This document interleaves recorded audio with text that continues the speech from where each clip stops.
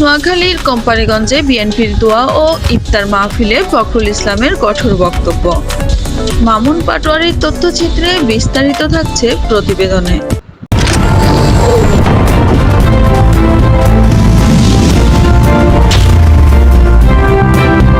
আপনারা দেখছেন জাতীয় দৈনিক লাখো কণ্ঠ।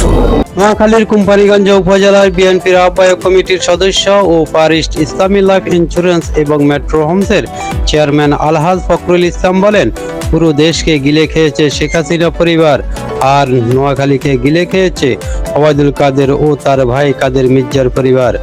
সম্মানিত উপস্থিতি, সেই নির্বাচনের পরে ডাকাতি নির্বাচনের মাধ্যমে, সেই 9 সালের ভোট ডাকাতি নির্বাচনের মাধ্যমে শুরু করে গত 16 বছর ভোট ডাকাতি, রাস্তাঘাট ডাকাতি, সরকারের ট্রেজারি লুটপাট করে, চাকরি বাণিজ্য করে, ট্রান্সফার বাণিজ্য করে, ভর্তি বাণিজ্য করে বাংলাদেশকে লুটে খেয়েছে, যোগাযোগ বন্ধনে লুটে খেয়েছে। বাংলাদেশের একটা শেখ পরিবার বাংলাদেশে লুট করে খেয়েছে। আর কে করেছে? কোম্পানিগঞ্জকে এবং নোয়াখালী 5কে লুট করেছে ওবায়দুল কাদের, তার ভাই, তার ভাগিনা, তার পরিবার, আত্মীয়স্বজন। তার মানে বাংলাদেশকে খেয়েছে শেখ পরিবার, আর নোয়াখালী 500 এই অঞ্চলকে খেয়েছে ওবায়দুল কাদের নামে। শনিবার বাদাসর উপজেলার সরকারবতী ইউনিয়নের শিডিউল কাস্ট উচ্চ বিদ্যালয় মাঠে বিএনপি ভাইস চেয়ারপারসন খালেদা জিয়ার রোগ মুক্তি এবং ব্যারিস্টার আহমেদের 4র্থ মৃত্যুবার্ষিকী উপলক্ষে আয়োজিত দোয়া ও ইফতার মাহফিলের প্রধান অতিথির বক্তব্যে তিনি এসব কথা বলেন।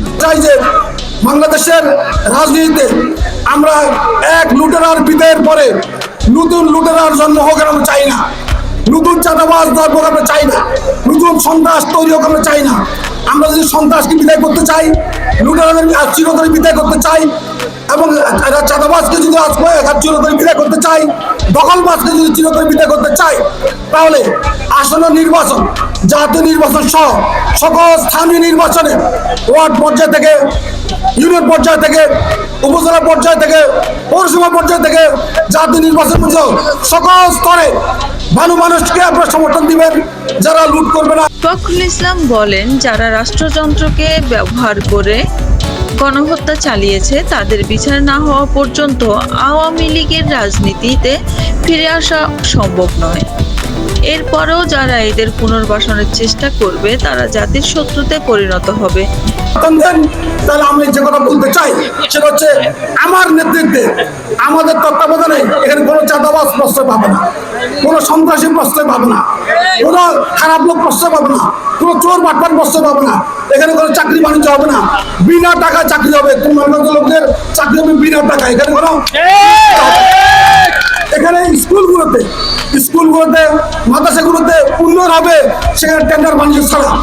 সেখানে 100 টাকার কাজ, 1 লক্ষ টাকার কাজ, 1 কোটি টাকার কাজ, 100 বার কাজ হবে। মাঝখানে কোনো কমিশনের ব্যবস্থা এখানে নাই, এবং আমাকে কোনো কমিশন দিয়ে আপনার ব্যবস্থা করতে হবে না।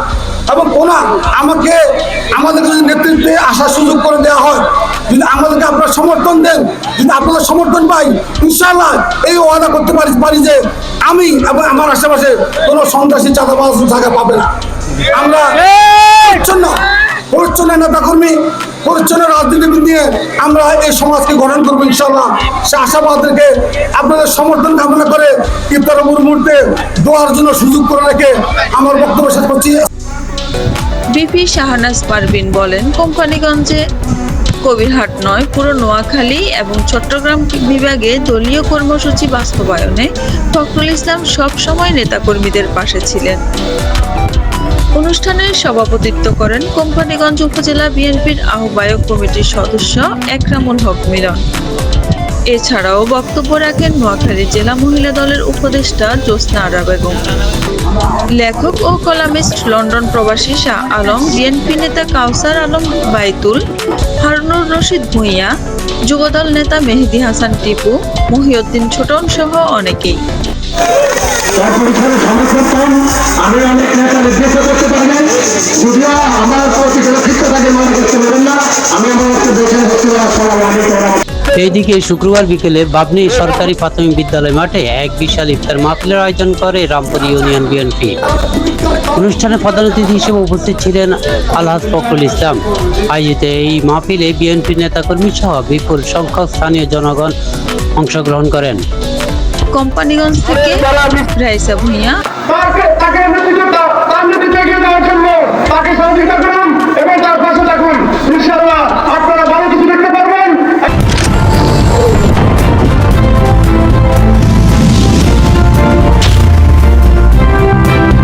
আপনারা দেখছেন জাতীয় দৈনিক লাখো কণ্ঠ।